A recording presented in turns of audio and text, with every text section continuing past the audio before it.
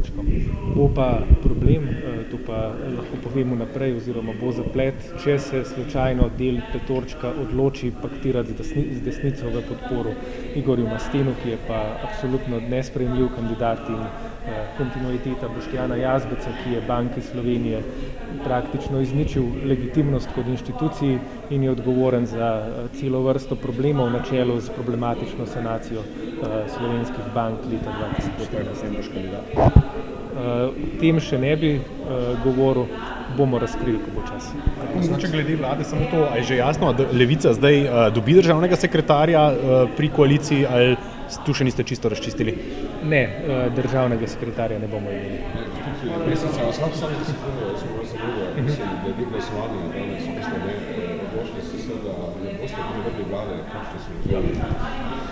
Razlogi so predvsem v tem, da smo strani ministrov na zaslišanjih slišali precej odstopanj od tega, kar je bilo dogovorjeno v vsebinskem sporazumu, ki je priloga našega sporazuma o sodelovanju z manjšinsko vlado, in tukaj sporočamo, da mi kot partner manjšinske vlade ne bomo dopuščali tega, da ministri pridejo in potem delajo po neki lastni inerciji, ampak bomo vztrajali pri tem, da se držimo tega, kar smo se dogovorili. Tu sta predvsem dva ministra, ministr za zdravje in ministr za gospodarstvo.